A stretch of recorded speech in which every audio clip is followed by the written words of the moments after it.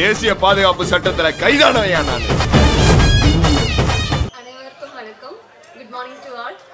I am so happy to be a part of this bold and beautiful film. எனக்கு தமிழ் கொஞ்சம் தான் தெரியும். Sorry.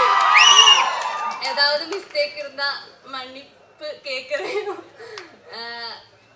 Thank you Solay Arumugan sir and producers, and thank you RK Suresh sir and everyone behind this film. Thank you so much. Stunt master Kanal Kannan அவர்களை பேச அழைக்கிறேன். காடுவெட்டி இந்த audio function வந்திருக்க அனைவருக்கும் என் முதல் வணக்கத்தை தெரிவித்துக் கொள்கிறேன். அது இல்லாமல் இந்த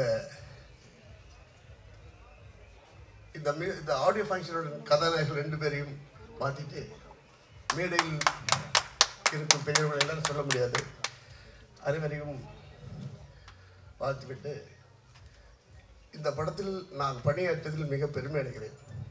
ஏனென்றால்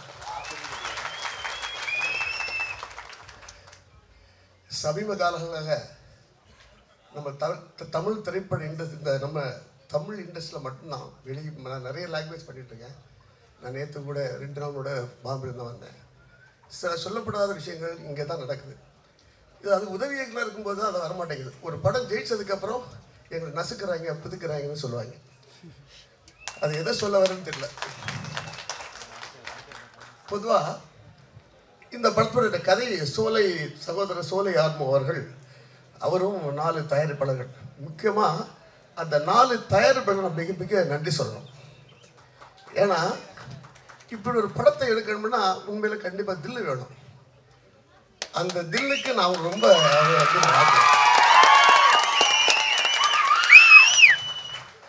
அது இல்லாமல் அந்த காடுவெட்டி ஐயா காடுவெட்டியாக எடுத்திருக்கிறார்ல,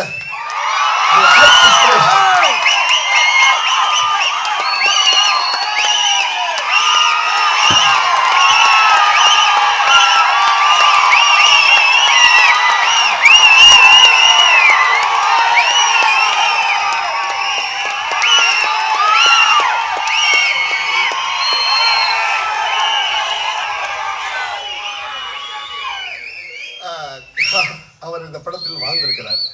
ஏன்னா குறிப்பாக இந்த படத்தில் ஒரு முதல் இன்ட்ரோடக்ஷன் ஃபைட் நடக்கும்போது எனக்கு 3-4 டைலாக் சொன்னார் நம்ம சகோதரர் சோலை. அதுக்கு நான் நிறைய கட்சி சொன்னேன். பட் அது சூழ்நிலை நிறைய மழைகள் வந்ததுனால நான் மறுபடியும் பேஷ் பண்ணிக்கலாம் சார் சொல்லிட்டேன். அதுக்கப்புறம் என்னாலையும் அந்த படத்துக்கு ஒர்க் பண்ண முடியல. இல்லைனா இன்னும் அந்த இன்ட்ரோடக்ஷன் அது சோலை சாரே அந்த டைலாக் பேசியிருக்காரு. அது இல்லாமல் இந்த படத்தில் நிறைய விஷயங்கள் நான் சொல்லி ஆகணும். எதுக்குன்னா அந்த படம் நாங்கள் ஷூட் பண்ணும்போது எல்லாமே எனக்கு தன்னோட ஒரு பெரிய உணர்வு வந்தது. ஏன்னா அந்த ஷூட்டிங் சார்ந்த மக்கள் அனைவரும் ஷூட்டிங் பார்க்க வரும்போது அந்த மஞ்சள் பணியில் ஐயா காடுவெட்டி குருவையோடைய பேட்ச் கொடுத்தாங்க.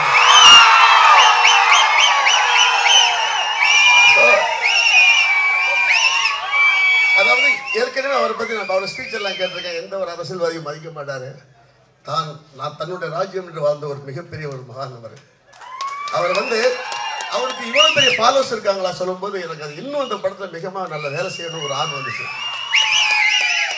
ஏன்னா அந்த கதையில் எனக்கு அந்த கதையோட ஒவ்வொரு சிச்சுவேஷனும் எனக்கு மிகப்பெரிய யுக்தியை கொடுத்துச்சு.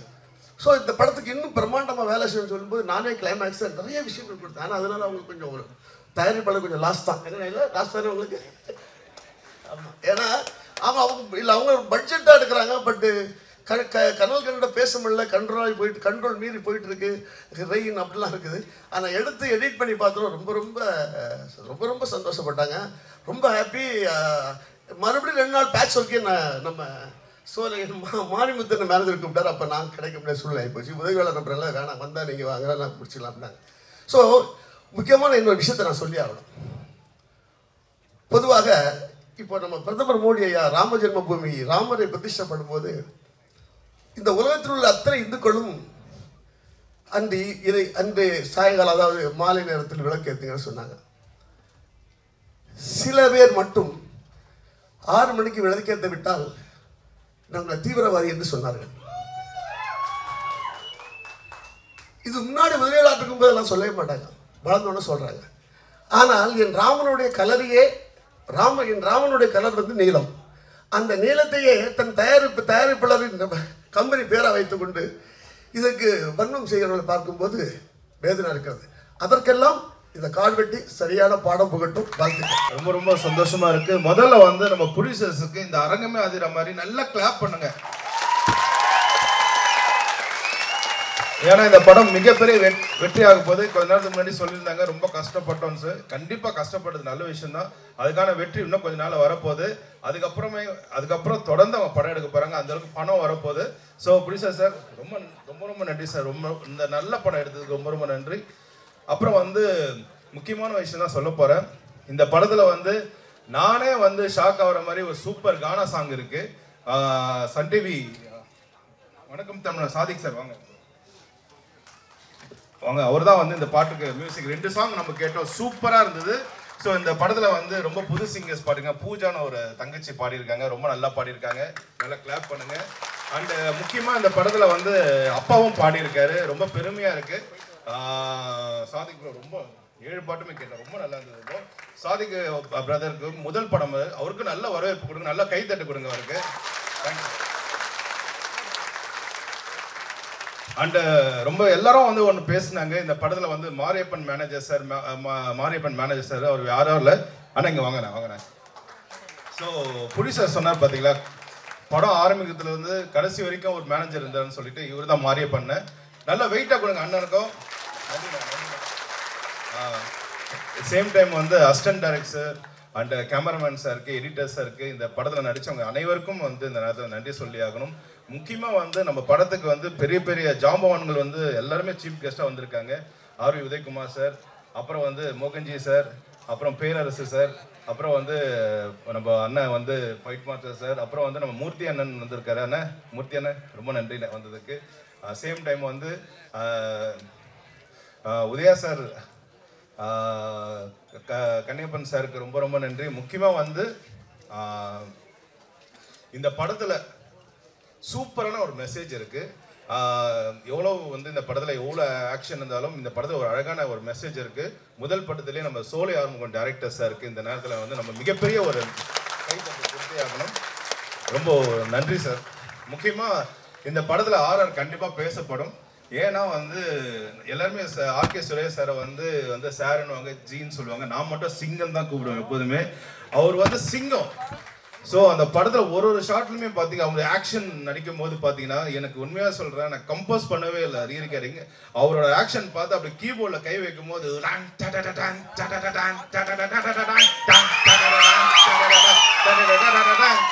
எக்ஸ்ட்ரா ஒரு வாய்ஸ் குரு வாய்ஸ்.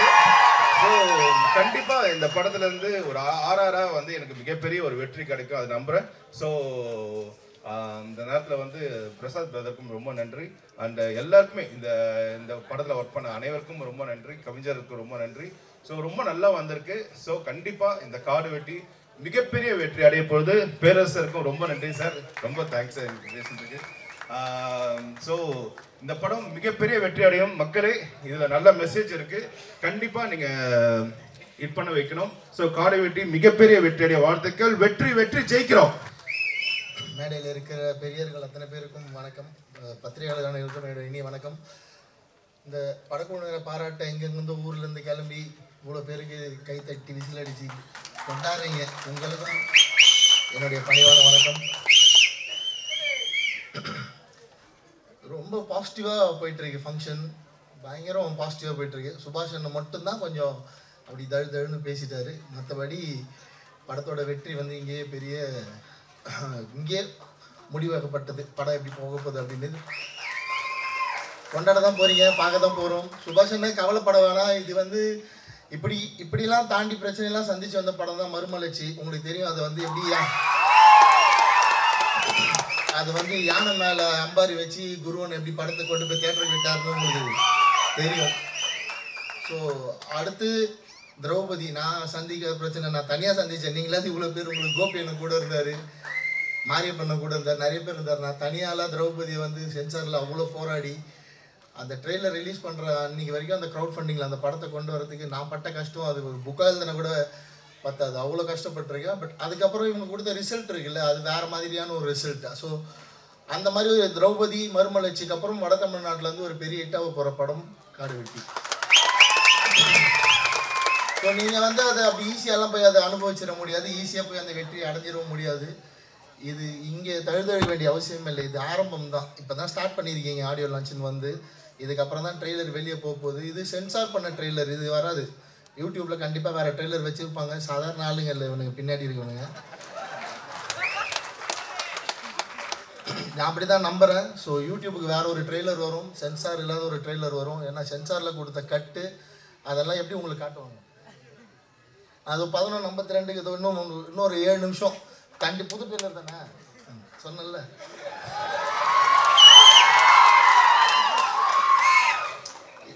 எதுக்கு அதெல்லாம் மறைச்சி வச்சுட்டு ஒழிச்சு வச்சுட்டு? சென்சாரில் தானே கட் பண்ணாங்க, ட்ரெய்லரில் காட்டிடலான்னு எல்லாத்தையும் காட்டியிருப்பாங்க. ஸோ 11:52 அதெல்லாம் பாருங்கள். அதுக்கப்புறம் வரப்போகிற பிரச்சனையை நீங்கள் எப்படி ஃபேஸ் பண்ண போகிறீங்கன்றதை பொறுத்து தான் இது எவ்வளோ பெரிய வெற்றி படமாக மாறப்போகுது.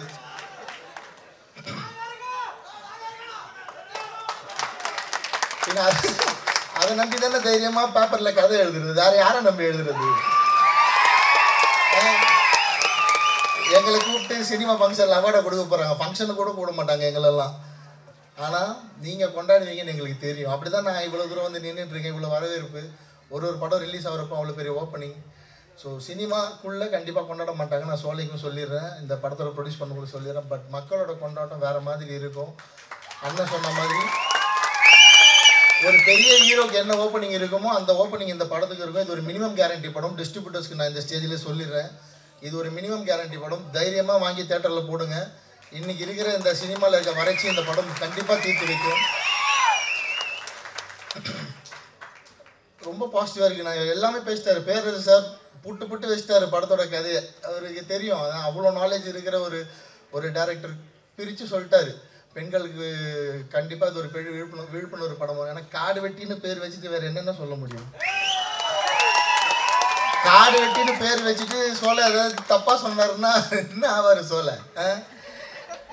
ஸோ இங்கேருந்து இதை ஃபாலோ பண்ணி வரவங்க எல்லாருமே நிச்சயமாக பெண்களுக்கு பாதுகாப்புக்கு விழிப்புணர்வு படமும் பெண்களுக்கு நல்ல விஷயங்கள் சொல்கிற படமாக தான் எடுப்பாங்க. அதுக்கு நான் உத்தரவாதம்.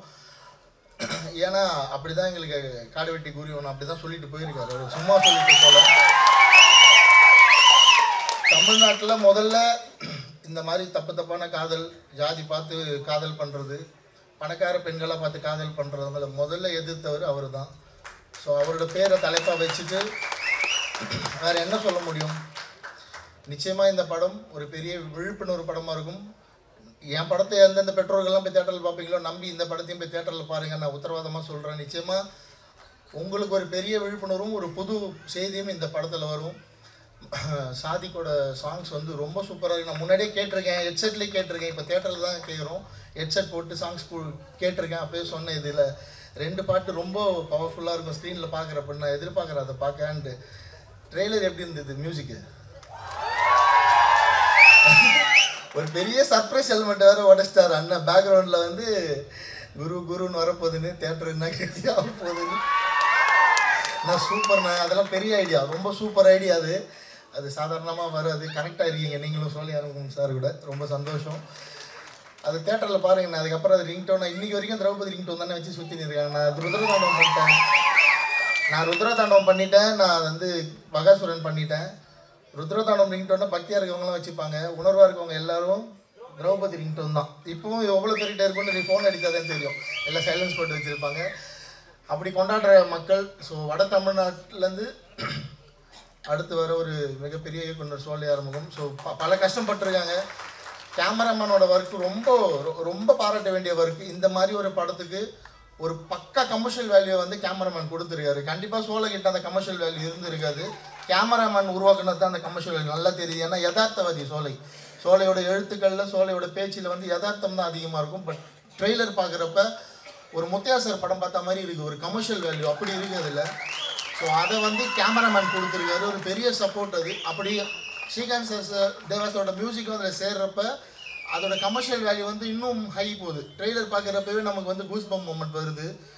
ஸோ தேட்டரில் கண்ணன் மாஸ்டரோட ஸ்டண்ட் நான் ஷூட்டிங் ஸ்பாட்டில் போய் பார்த்தேன். அதை பெரிய ட்ரீட் இருக்குது உங்களுக்கு. எனக்கு இவ்வளோ கமர்ஷியல் வேல்யூ படம் பண்ண தெரியாது. ஏன்னா என் கேமராமேன் எனக்கு மேலே யதார்த்தவாதி. நானாவது ஒரு சீன், டே கொஞ்சம் கமர்ஷியல் போகலான்டானா அவன் கையை பிடிச்சி இழுத்துருவான், தப்பு பண்ணுற இன்னும் எவ்வளோ லைவாக போகலான்டுவான். ஸோ இப்படி இதே ஃபாலோ பண்ணால் உங்களுக்கு போர் அடிச்சிடும். ஸோ இங்கேருந்து ஒரு மாதிரி சோலோ ஒரு புது படம் காட்ட போகிறாரு. ஒரு 2 பேர் 2 எக்ஸ்ட்ரீம்லேருந்து இன்னும் தொடர்ந்து படங்கள் பண்ணுவோம். ரொம்ப சந்தோஷம். என்னோட அப்டேட்டும் சீக்கிரம் சொல்கிறேன், கேட்டதா நீங்கள். எனக்கு வந்து நான் ஒரு பெரிய தயாரிப்பு நிறுவனம், பெரிய ஹீரோ கூட அவங்க கூட ஒர்க் பண்ணணும்னு நினச்சதால இவ்வளோ டிலே. அது தப்பு தான் போல. நான் திரௌபதி 2 பண்ண போகிறேன் சீக்கிரமாக நான் முடிவு பண்ணிவிட்டு எப்போ பண்ணுறேன்றது அறிவிப்பு சொல்கிறேன். அதுக்கு முன்னாடி காட்டு வெட்டியை கொண்டாடி முடிங்க. அடுத்த அறிவிப்பு சீக்கிரம் வரும்.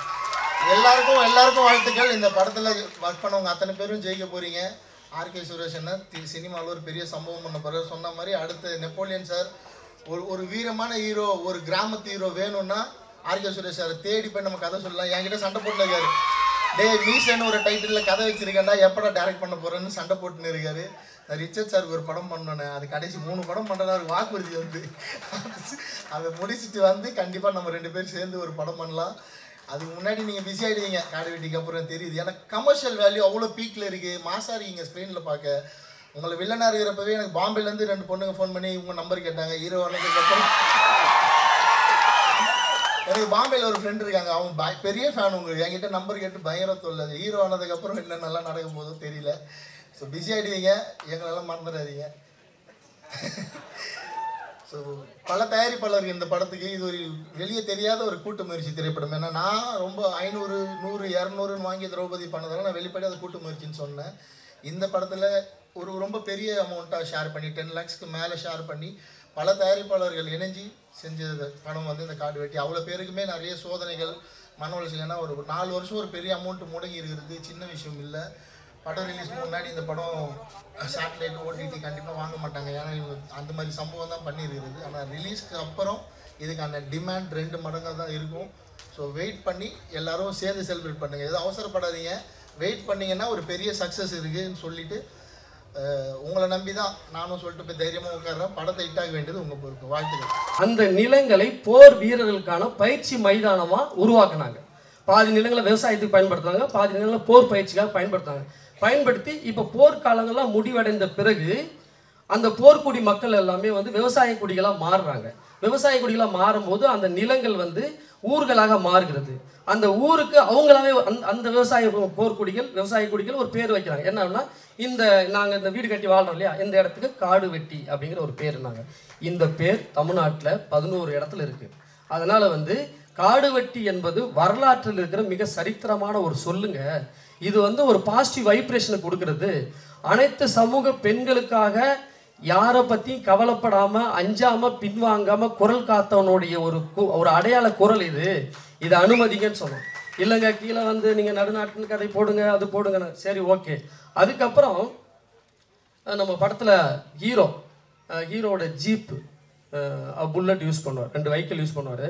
அதுக்கு முன்னாடி வந்து சிங்கம் கர்ஜிக்கிற மாதிரியான ஒரு படம் இருக்கும். அந்த படத்தை நீங்கள் வைக்கக்கூடாது அப்படின்னாங்க. இது ஒரு அதிர்ச்சி. சார் சிங்கத்தை ஏன் சார் பயன்படுத்தக்கூடாதுன்னு சொல்கிறீங்க? சிங்கம் 1, சிங்கம் 2, சிங்கம் 3 படம் வந்திருக்கு. எந்த ஹீரோயிசம் பாட்டு வந்தாலும் சிங்கம்னு வருது. ஆனால் என்ன சார் எங்களுக்கு வந்து ஜீப்பில் புல்லட்டில் கார் இருக்கக்கூடாதுன்னு சொல்லிங்களா? இல்லை சார், இல்லை சார், அது ஒரு மாதிரியான நீங்கள் வெறி ஏற்றுறீங்க சார். என்னங்க இது? தமிழ் சினிமாவில் இருக்கிற 75% படத்தில் சிங்கம்னு டைலாக் யூஸ் பண்ணுறாங்க, டைட்டில் வருது, வசனம் யூஸ் பண்ணுறாங்க, பாட்டில் வருது. நாங்கள் பயன்படுத்தினா வெறி ஏற்றுறதுக்கு என்னங்க இருக்குது? அப்புறம் நாங்கள் எடுத்து சொல்லும்போது அதை அனுமதிச்சாங்க. அதை விட ரொம்ப கொடூரமான ஒரு விஷயம் என்னென்னா, அதில் வந்து நம்ம அம்பேத்கர் படம் வச்சுருந்தோம், அதை அனுமதிச்சிட்டாங்க. காரல் மார்க்ஸ் படம் வச்சுருந்தோம், அதை அனுமதிச்சிட்டாங்க. பெரியார் படம் வச்சுருந்தோம், அதை அனுமதிச்சிட்டாங்க. அதுக்கப்புறம் ஒரு படம் வச்சுருந்தோம், இந்த படத்தை நீங்கள் வைக்கக்கூடாது அப்படின்னாங்க. யாருங்க என்னங்க அப்படின்னு கேட்டோம். அப்போ அவங்க சொன்னாங்க, தியாகி அஞ்சலை அம்மாளோட படம் இருக்கக்கூடாது அப்படின்னு சொன்னாங்க. நான் சொன்னேன், தியாகி அஞ்சலை அம்மாளோட வரலாறு ஒன்று இருக்குங்க. சுதந்திரம் வாங்கிறதுக்கு முன்னாடியே 2 முறை சட்டமன்ற உறுப்பினர் இருந்த வீர பெண்மணி அவங்க. பாரதியாரோட முதல் நினைவு நாளை 100 கைதிகளுக்கு சாப்பாடு ஆக்கி எடுத்துட்டு போய் கடலூர் சிறையில் அந்த கைதிகளுக்கு பந்தி வச்சு கொண்டாடின ஒரு வீர மங்கை. அவங்க வந்து தமிழகத்தின் ஜான்சி ராணி. அவங்களுடைய வந்து அவங்க படத்தை யூஸ் பண்ணக்கூடாதுன்னா, ஒன்று அதை பற்றிய வரலாறு உங்களுக்கு தெரியாமல் இருக்கலாம், அல்லது இந்த வரலாறு சாமானிய மக்களுக்கு தெரிஞ்சிடக்கூடாதுன்னு நினைக்கலாம். ஸோ இது மாதிரி தமிழ் சினிமாவில் யார் எதை சொல்லணும் எதை சொல்லக்கூடாதுன்னு இங்கே ஒரு பெரிய கார்பரேட் இருக்குது. இதுதான் உண்மை. இந்த உரிமையில நம்ம வந்து ஒடுக்கப்பட்டிருக்கிறோம். இதை நம்ம சொல்லணும் அப்படிங்கிறது தான் இந்த படத்துல நாங்க பேச வேண்டிய விஷயம். அதை தாண்டி மனித சமூகங்கள் உருவாகும் போது ஒவ்வொரு தொழிலை அடிப்படையாக கொண்டு தான் கூட்டமாக பிரிச்சாங்க. அந்த கூட்டத்துக்கு சமூகம்ங்கிற ஒரு பேரு அந்த அனுமதிச்சிட்டாங்க. அதுக்கப்புறம் நான் எடுத்து சொல்லும் போது அஞ்சலி அம்மாவோட படங்கள் வந்து அனுமதிச்சிட்டாங்க. இப்போ அந்த மனித சமூகங்கள் வெவ்வேறு கூட்டங்களாக இருக்கும்போது அதை என்ன பண்ணுறாங்கன்னா செய்யும் தொழிலின் அடிப்படையெல்லாம் பிரிக்கப்பட்டது. ஆனால் மனிதனோட குறுக்கு புத்தி என்னவா மாறுதுன்னா அது ஒரு பட்டியலாக மாறுது. 1 2 3 ஒரு பட்டியலாக மாறும்போது மேலே இருக்கிறவங்களாம் உயர் சமூகத்தை சேர்ந்தவர்கள், கீழே இருக்கிறவங்களாம் தாழ்ந்த சமூகத்தை சேர்ந்தவர்கள். மனுஷன் அவனுக்குள்ள இருக்கிற குறுக்கு புத்தி அப்படி வேலை செய்யுது. சரி, இது வந்து ஒரு மிகப்பெரிய ஒரு சமூகத்தில் ஏற்பட்ட ஒரு அழுக்கு, ஒரு பிழை. இப்போ இந்த அட்டவணை பட்டியலோட பிழையை நம்ம எப்படி மாற்றணும் அப்படின்னா அதற்கு கல்வி அறிவு தான் சிறந்த வழி, முதல் வழி. இரண்டாவது வழி பொருளாதார மேம்பாடு, இது ரெண்டாவது வழி. மூணாவது வழி வந்து புரிதலை ஏற்படுத்துவதல். வா சண்டைக்கு, நீ அடிக்கலாம், நீ 200 வருஷம் அடி வாங்கினா நான் திரும்ப அடிக்கிறேன், இது இல்லை. புரிதலை ஏற்படுத்துவது. ஒருத்தனுக்கு அறிவில்லை, மிருகமா இருக்கானா, அவனை புரிய வச்சா மட்டும்தான் அவன் மாறுவனை தவிர அவனை அடிச்சு புரிய வைக்கிறது வன்முறையை சேர்க்கும், தலைமுறையா வன்மையை சேர்க்கும். அதனால நாம இந்த சமூக வேறுபாடை கலைப்பதற்கு நேர்மையான பாதையில போவோம். இந்த காதல் அப்படிங்கிற ஒரு சப்ப காரணத்தை வச்சுட்டு நீங்க எல்லாத்தையும் ஒழிக்கலாம்னு நினைச்சீங்கன்னா அது தலைமுறையாக வன்முறையை சேர்த்து கொண்டிருக்கிறோம் அப்படிங்கிற ஒரு படத்தை தான் நம்ம சொல்லியிருக்கோம். தமிழ் சினிமாவில் நீண்ட நாளுக்கு பிறகு வட மாவட்டத்தில் வாழ்கின்ற மனிதர்களுடைய கலாச்சாரங்களை, வாழ்வியலை, அரசியலை உள்ளபடியாக பேசுகிறோம். இதான் இதில் என்ன பிரச்சனை இருந்தாலும் பார்த்துக்கலாம். நம்ம படத்தில் கூட நம்ம ஒரு வசனம் வச்சுருப்போம், மரணத்துக்கு பயப்படுறதா மரணம்னு வாழ்கிறோங்க நாங்கள் அப்படின்னும் போது என்ன உயிரெலாம் ஒரு பெரிய விஷயமே கிடையாது. ஏன்னா நம்ம வந்து காடு வெட்டியார அவரை தான் நம்ம வந்து ஒரு பெரிய ஒரு ஹீரோவாக நினைக்கிறோம். எனக்கு ரொம்ப சந்தோஷம். என்னன்னா நான் நிறைய பேர்ட்ட போய் கதை சொல்லுவேன், டெக்னீஷியனு, ஆர்டிஸ்ட்டு நிறைய பேர்ட்ட கதை சொல்லும்போது கதை அவங்களுக்கு ரொம்ப பிடிக்கும், கேரக்டர் ரொம்ப பிடிக்கும். படத்துக்கு என்ன டைட்டில்னு சொல்லுவாங்க, காடு வெட்டி அப்படின்னும் போது ஒரு 2 நாளில் நான் டிஸ்கஷன் முடிச்சு சொல்லட்டுமா அப்படின்வாங்க. 3 நாள் ஃபோன் அடித்தோம்னா இல்லைங்க எனக்கு கொஞ்சம் வேறு படங்கள்லாம் இருக்குது, அது நம்ம அடுத்தடுத்து பார்க்கலாமா. என்னன்னா அந்த டைட்டில் அவங்களுக்கு ரொம்ப கஷ்டமாக இருக்குது. அந்த வகையில் நம்ம படத்தோட ஹீரோ சுரேஷ் அண்ணன் அவரை சந்திக்கும் போது சொல்லியா என்னையா படம் பேர் என்ன வச்சுக்கிறேன் அப்படின்னாரு. அண்ணா காடு வெட்டின்னு வச்சுருக்கேன். என்ன சொல்கிறேன் காடு வெட்டி அப்படின்னு. கதை என்ன கதையை ஓடி அந்த டைட்டில் போதப்போ எப்போ ஷூட்டிங் சொல்ல வரேன் இல்லைண்ணா அந்த ஹீரோக்களுக்கு சம்பளம் அடா முடியா நீ ஷூட்டிங் டேட்டை சொல்லியா, நீ யார் எவ்வளோ பெரிய வீரன் அவர் என்னுடைய எனக்கு பிடிச்ச தலைவன், என்னுடைய ரோல் மாடலு. அந்த படத்தில் நான் நடிக்காம வேற யார் நடிக்கிறது அப்படின்னு சொல்லிட்டு படம் ஆரம்பிச்சு கடைசி வரைக்கும் எந்த நேரத்தில் கூப்பிட்டாலும் எனக்கு உடனடியாக வந்து நிற்கிற ஒரு ஹீரோ. தமிழ் சினிமாவில் இந்த மாதிரி ஒரு ஹீரோக்கள் கிடைக்கிறது ரொம்ப பெரிய விஷயம். அந்த வகையில் ஆர்கே சுரேஷ் அண்ணனுக்கு ஒரு லட்சம் நன்றிகள். படம் எடுத்துட்டோம், உங்கள்கிட்ட ஒப்படைக்கிறோம். நீங்கள் எத்தனையோ லட்சக்கணக்கான லட்சியவாதிகளை உருவாக்கியிருப்பீங்க. அந்த வகையில் என்னையும் ஒரு கடைப்பிள்ளையாக நினைத்து என்னையும் வெற்றி பெற செய்ய வேண்டும் என்று இறைவனிடம் உங்களிடம் கேட்டுக்கொள்கிறேன். நன்றி, வணக்கம். என்ன வச்சு பல கட்டுக்கதைகள், பல கற்பனைகள், எவ்வளோ விஷயங்கள் நான் அப்படியே பார்த்துக்கிட்டே இருப்பேன். ஒன்று ஒன்றா சில விஷயங்கள் வந்து மனசுக்கு ரொம்ப புண்படுத்தும், சில விஷயங்கள் வந்து சிரிப்பு வரும். அந்த மாதிரி தான் போயிட்டு இருந்துச்சு 1.5 வருஷம். நான் பத்திரிகையாளர்களை வந்து இன்னைக்கு வரைக்கும் சந்திக்கலை. என் மேலே கோபமாக கூட நீங்கள் இருக்கலாம். அதுக்கு ரீசன் என்னென்னா 15 வருஷமாக என்னை சந்திச்சுட்டு இருக்கீங்க. நான் வந்து ஒரு 100 படத்துக்கு மேலே டிஸ்ட்ரிபியூஷன் பண்ணியிருப்பேன், எவ்வளோ படங்கள் தயாரிச்சிருப்பேன், 40 படத்துக்கு மேலே நடிச்சிருக்கேன். அந்த 15 வருஷத்துக்கான உழைப்பு எவ்வளோ பெரிய உழைப்பாக இருக்கும்னு ஒருத்தவங்களுக்கு தெரியும். எவ்வளோ நாள் நான் தூங்கியிருக்க மாட்டேன், டே நைட் எத்தனை ஷூட்டிங் போயிருப்பேன், நான் அத்தனை பிஸ்னஸ் பண்ணுறேன், அவ்வளோ பிஸ்னஸ் போயிட்டுருக்கு. எனக்கு எவ்வளோ பேர் எனக்கு தெரியாத அரசியல்வாதியே இந்தியாவில் கிடையாது. இதுதான் உண்மை. எல்லாரு கூடயும் அண்ணன் தம்பியா, பண்பா, எல்லா ஜாதியினர்கிட்டையும் அன்பா, எல்லா பழக்க வழக்கத்துலையும், எல்லா கட்சியினர் என்ன தான் நினைச்சிட்டு இருக்கீங்க நான் ஒரு கட்சியில இருக்கேன்னு கிடையாது. எல்லா கட்சியிலையும் எனக்கு நண்பர்கள் இருக்காங்க, எல்லா கட்சியோட தலைவரும் எனக்கு நல்ல பண்பா இருக்காங்க. அதெல்லாம் இருக்கு. அப்படி ஒரு சூழ்நிலையில என்னை பத்தி ஒரு தவறான விஷயம் நான் இன்னைக்கு வரைக்கும் பத்திரிக்கை இதெல்லாம் சந்திக்கல. ஏன்னா அதை நான் வந்து ஒரு மென்ஷனாவே நான் பண்ணல. அதுதான் உண்மை. நான் அப்படி பண்ணியிருப்பேனா?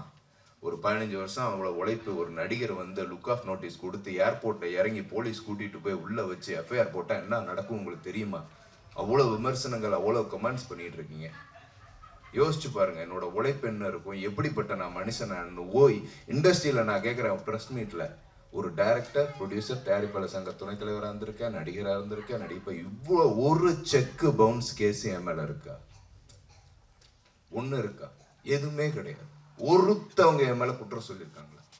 அப்போ 15 வருஷமா ஒரு சினிமா துறையிலேயே ஒரு பிரச்சனையும் இல்லாமல் இருக்கிற ஒரு உண்மையானவன் எப்படி அந்த விஷயத்த பண்ணியிருப்பேன்? அதனால அந்த விஷயத்தை பற்றி நான் பேச விரும்பலை. அதை விட்டுருங்க. என் வாழ்க்கையில் அது நடந்த சம்பவம், அது ஒரு அனுபவம். அதை நல்ல விதமாக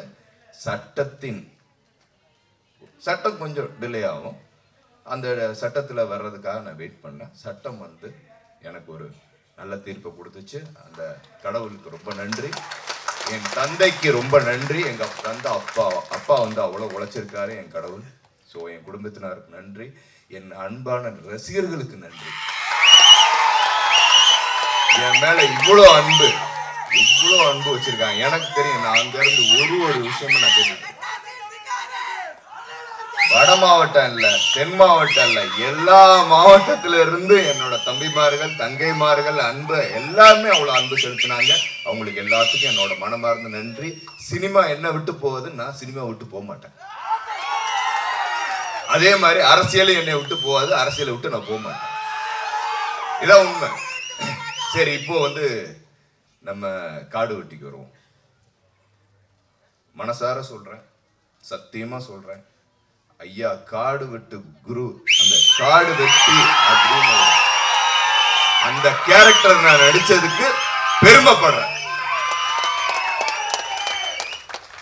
இவர் சொன்னோனே, சோலை சொன்னோனே எனக்குள்ள ஒரு, ஏன்னா அவரை பத்தி எவ்வளவு கேள்விப்பட்டிருக்கேன். எங்க அப்பா கூட நல்லா பழகி இருக்காரு, அவரை போய் நான் சந்திச்சிருக்கேன், எவ்வளவு தடவை சந்திச்சிருக்கேன் அண்ணனை. ஸோ அப்படிப்பட்ட ஒரு பண்பானவர், ஒரு பாசமா என்ன அவர் பிடிக்கிறதே அந்த ஒரு ஸ்ட்ரென்த் அப்படி இருக்கும். ஸோ அதெல்லாம் மைண்டில் வச்சுட்டு தான் அந்த படம் ஃபுல்லாகவே பண்ணேன் நான். அதில் ஒரு டைலாக் இருக்கும், ஒரு டைலாக் இல்லை, பல டைலாக் கொடுத்துருக்காரு. இந்த ஆள் ரொம்ப மோசமானவங்க. அதாவது ஏற்கனவே மோகன்ஜி வச்சு செஞ்சுட்டாப்ல திரௌபதி. இவர் ஒரு கதையை எடுத்துட்டு வராரு. சொல்ல ஒரு கதை வச்சா கண்டிப்பா சென்சார்ல பிடிப்பாங்க. கொடுத்தாங்க 31 கட்டு, நான் சொல்லிட்டேன் 40 கட்டு உனக்கு கொடுப்பாங்க. அவன் 9 கட்டு கம்மியா தான் கொடுத்துருக்காங்க. ஆனா அதெல்லாம் போராடி இவ்வளோ நாள் அந்த கஷ்டம், அது அந்த ப்ரொடியூசர்ஸ் சப்போர்ட் பாருங்க இவருக்கு. ஸோ ரெண்டு பேரும் அடிச்சுக்கிட்டே இருப்பாங்க, பாவம் போயிட்டே இருப்பாங்க, கேஸு பல பிரச்சனைகள். உண்மையிலே ஐயா குரு குடும்பத்தினருக்கு நான் ஒன்று சொல்றேன், இந்த படம் உங்களை பெருமை அடைய செய்யும். இதுக்கு நான் உத்தரவாதம். மிரட்டி இருக்காப்புல படம். எனக்கு தெரிஞ்சு குடும்பமா ரொம்ப வருஷம் கழிச்சு என் மாமா படத்துக்கு போயிருப்பாங்கன்னு நினைக்கிறேன். சின்ன கவுண்டரு இந்த மாதிரி படங்களுக்கு போயிருப்பாங்க, டிராக்டர் பிடிச்சி போயிருப்பாங்க. அதுக்கப்புறம் திரௌபதிக்கு போனாங்க, இப்ப காடு வெட்டிக்கு வருவாங்க. இந்த பேச்சை ரொம்ப நாளா மிஸ் பண்ணிருப்பீங்க. ஏன்னா பேசுறதே நான் விட்டுட்டேன், என்னென்னமோ கற்பனை பண்றதுனால விட்டாச்சு. போங்கடா என்னமோ பண்ணி தொலைங்கடான்னு விட்டேன். ஸோ இதுல உழைச்ச எல்லாரோட உழைப்பு ரொம்ப ரொம்ப கஷ்டப்பட்டிருக்காங்க. கண்டிப்பா இந்த படம் உங்கள்கிட்ட கொடுத்தாச்சு, மக்கள்கிட்ட கொடுத்தாச்சு. இது நம்ம உணர்வு சார்ந்த ஒரு படம். இது வட மாவட்டம்னு இல்லை, மொத்த வாழ்கிற எல்லா மக்களுக்கும் அது படம் பார்க்கும்போது உண்மையான ஒரு விஷயத்தை தானே பிரதிபலிச்சிருக்காங்க. இதுல எந்த தவறும் கிடையாது. அது நீங்க நினைக்கிற மாதிரி ஜாதி படம்லாம் கிடையாதுங்க. அது 100% ரெண்டு தரப்பினருக்கான ஒரு முக்கியமான படம். ரெண்டு பேருமே பெருமைப்படுவாங்க. பல விஷயங்கள் இருக்கு, பல சம்பவங்கள் இருக்கு. அது இந்த ஆள் ஏதோ வச்சுட்டாரு, விடுங்க, பாருங்க, என்ஜாய் பண்ணுங்க. ஸோ இந்த படத்தில் நடித்த ஹீரோயின் எல்லாத்துக்கும் வாழ்த்துக்கள்மா, ரொம்ப நல்லா நடிச்சிங்க. என் அப்பா ரொம்ப நல்லா நடிச்சிருக்காரு. ஸோ அவர் ஒரு கேரக்டர் பண்ணியிருக்காரு. கண்டிப்பாக அழகப்பன் சாருக்கு ஒரு பெருமையாக இருக்கும் அந்த கேரக்டர். என்னை வாழ்த்த வந்த எல்லா அன்பு உள்ளங்களுக்கு எல்லாத்துக்கும் நன்றி. மூர்த்தி தேவர் பங்காளி, கணேஷ் தேவர் பங்காளி. அதாவது என்னன்னா, நான் கமெண்ட்ஸில் பார்த்துக்கிட்டே இருப்பேன், ஜாதி வெறி பிடிச்ச வேண்டி. ஜாதி நான் எந்த ஜாதியுமே தப்பாக பேசலடா, எல்லாருமே ஒன்று தான். அதுல எந்த இதுவே மாற்றமும் கிடையாது. அவங்க உணர்வு தானே, எல்லாம் உணர்வு தான். இதுல எந்த தவறுமே கிடையாது. அவங்கள பாதுகாத்துக்கிறாங்க, குடும்பத்தை பாதுகாத்துக்கிறாங்க, அவ்வளவுதான்.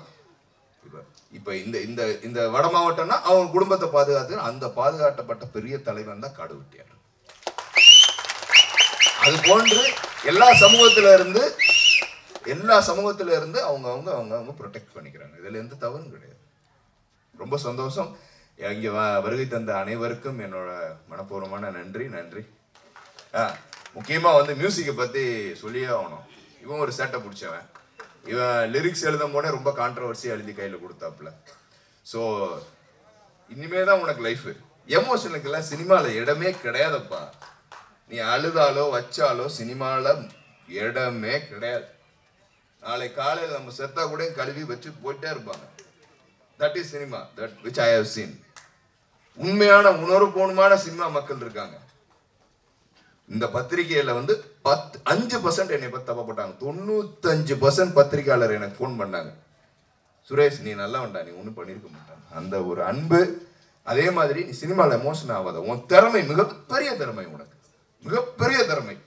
அதுவும் சாதாரண பாட்டுலாம் நீ போடல. நீ வந்து காடுவெட்டியாருக்கு பாட்டு போட்டிருக்க. நீ ரொம்ப பெருசா வருவ. ஸ்ரீகாந்த் தேவா சார், அது தேவா ஸ்ரீகாந்த் தேவா சாரெல்லாம் கிடையாது, அது சிங்கக்குட்டி. அது சிங்கம். எப்ப அந்த வெற்றின்னு ஒரு பாசிட்டிவான ஒரு மனிதர், நல்ல மனம் கொண்டவர். ஸோ அவருக்கும் இன்னும் பல வெற்றிகள் தொடர்ந்து வந்துகிட்டே இருக்கு. நேஷனல் அவார்டு இல்லை, ஆஸ்கார் வரைக்கும் அவர் போவாருன்னு சொல்லிட்டு வருகை தந்த எல்லாருக்கும் என்னோட மனமார்ந்த நன்றி.